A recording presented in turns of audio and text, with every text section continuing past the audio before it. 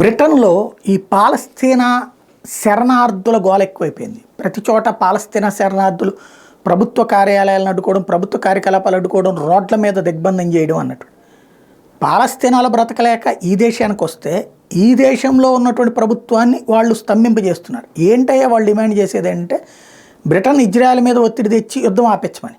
వాడెవడో యుద్ధం చేస్తుంటే వీడెందుకు ఆపిస్తాడు? వీడికి ఏం సంబంధం? ఇంకోటి, హౌతీ తీవ్రవాదుల మీద దాడులు చేయడం ఆపాల. అంటే వీడికి అన్నం పెట్టినటువంటోడు ఆ అన్నం తిన్నటువంటి కృతజ్ఞత లేకుండా తనకు అన్నం పెట్టినోడు కూడా తను చెప్పినట్టు వినాలనేటువంటి అహంకారంతో ప్రవర్తిస్తున్నాడు.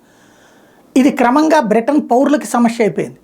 బ్రిటన్ పౌరులు వీటికి వ్యతిరేకంగా ఆగ్రహావేశాలు వ్యక్తం చేస్తున్నటువంటి వేళ పౌర కార్యకలాపాలకి, ఉద్యమాలు అడ్డుపడటానికి వీల్లేదు, తగిన చర్యలు తీసుకోమని ప్రధానమంత్రి రిషి సునక్ ఆదేశాలు జారీ చేశారు.